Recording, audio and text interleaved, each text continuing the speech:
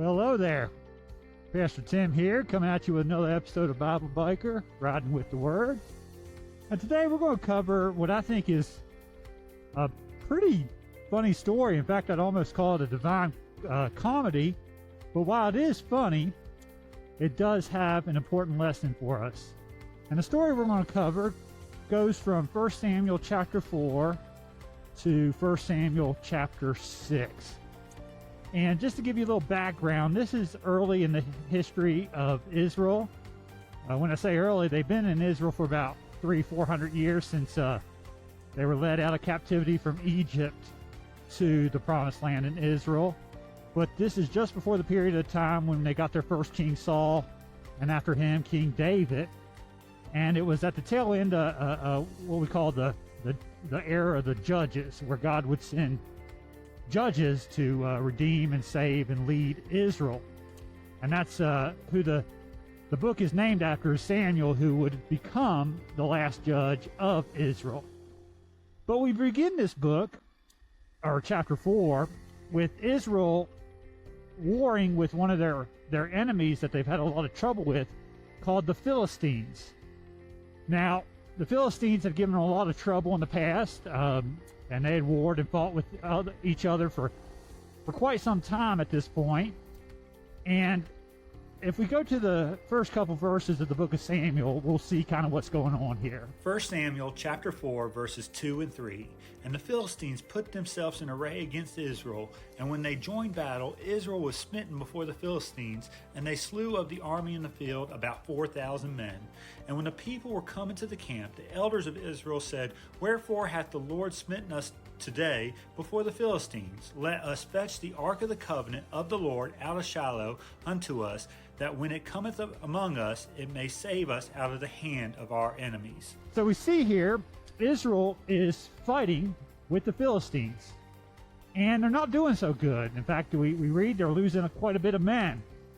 So as a result, they decide that they're going to get the Ark of the Covenant. Now, the Ark of the Covenant was something that represented God's promise to his people, to be their God and for them to be his people.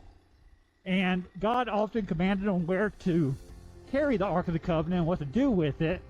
But in this case, the people of Israel took it upon themselves, saying, hey, if we take the Ark of the Covenant out with us into battle against the Philistines, well, then God will have to deliver us.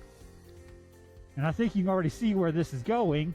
So often in life, we think we can use God to get what we want, but that's not how it works. God is there to provide what we need and to care for our well-being, and we need to submit to his will. We don't direct God where to go. He directs us where to go, being the one that created us, loved us, and redeemed us.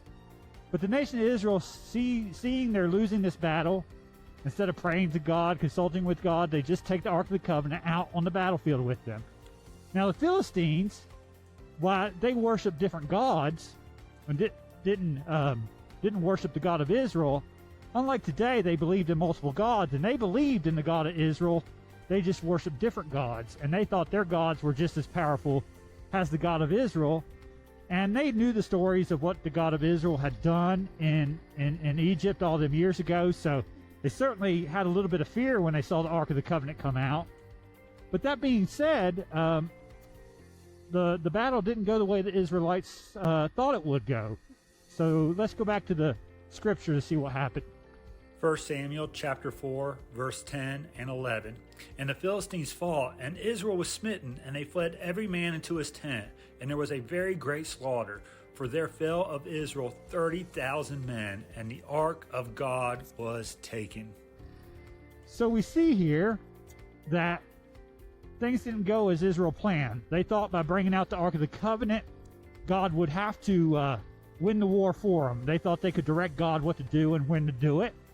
But instead, the nation of Israel lost tens of thousands of men. It was a brutal battle, and they lost so much. But not only that, the Philistines ended up taking the Ark of the Covenant, the very thing that represented God's promise to the nation of Israel, that he would be their king, that he would protect them and provide for them as long as they were loyal and obedient to him.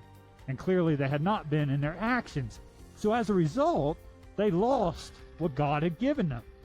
Again, there's much to learn from this. But as we continue, we see the Philistines, they take the Ark of the Covenant, they take it back to one of their cities, and they place it in a temple where they worship a god called Dagon, which was like a half-fish, half-man god. And of course, Dagon was a literal false idol set up in this temple. And they put the Ark of the Covenant near this statue of Dagon, their false god that they worship. Well, the next morning they went into the temple and they seen the statue of Dagon had fell down, face down, in front of the Ark of the Covenant. It's kind of God's way of saying that every knee will bow to him, including who they perceive to be their God. Well, the Philistines probably didn't think too much of this, but they picked the statue back up and placed it back where it was. And the following morning, they went back in, and once again, their statue of their god, Dagon, had fell, but this time it broke. His head broke off, and the hands broke off. Again, showing God's power over everything, his sovereignty, and how he is above all things.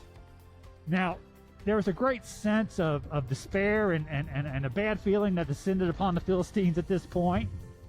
But then it gets worse. Let's go to the scripture to see what God does next with the Philistines who have taken the Ark of the Covenant. 1 Samuel chapter 5, verse 9, and it was so that after they had carried it about, the hand of the Lord was against the city with a very great destruction. And he smote the men of the city, both small and great, and they had emeroids in their secret parts.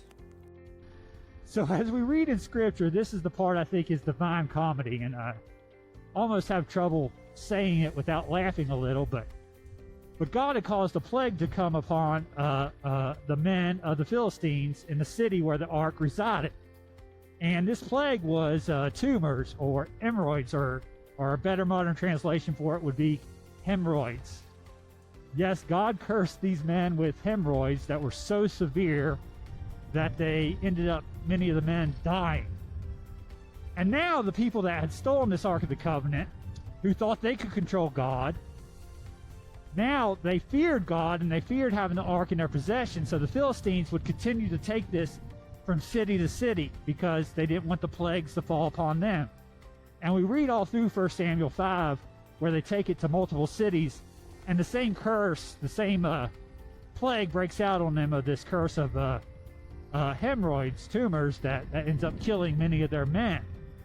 So now the Philistines, as they take it city to city, they get to a point where they know they're just not safe unless they get rid of it. But we read in Samuel 6 where they really don't even know how to get rid of it. They're so fearful because now they understand they can't control God.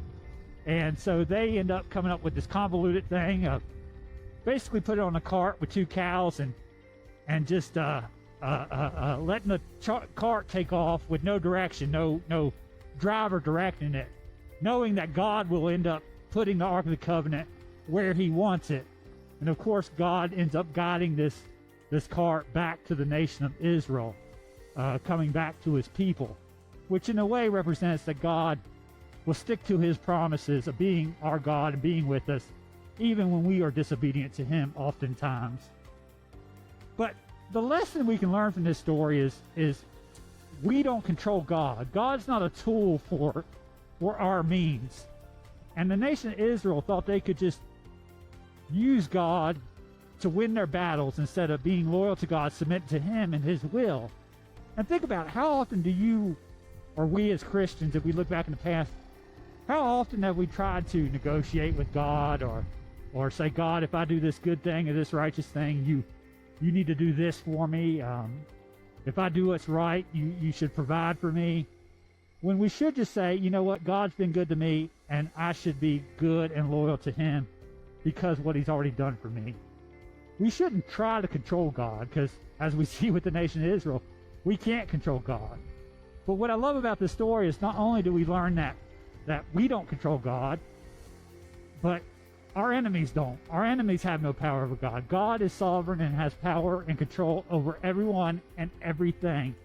And as I said, I love how the story ends where God leads the Ark of the Covenant, a symbol of his promise to the nation of Israel, his people, comes back to them. And it symbolizes how no matter how many times we abuse God, reject God, do the wrong thing, He still loves us and is giving to us and comes to us time after time again. So I hope you've enjoyed this episode of Bible Biker. I hope you enjoyed this, like I said, somewhat comical story here of how God ends up punishing the Philistines. And I hope you've learned something along the way. And as usual, as we end today's episode, I'm going to just put some bonus footage of the pretty scenery we see here on this not so bad January day. Actually hit 40 degrees. So again, I hope you've enjoyed this episode, and hope to see you in the next episode. God bless.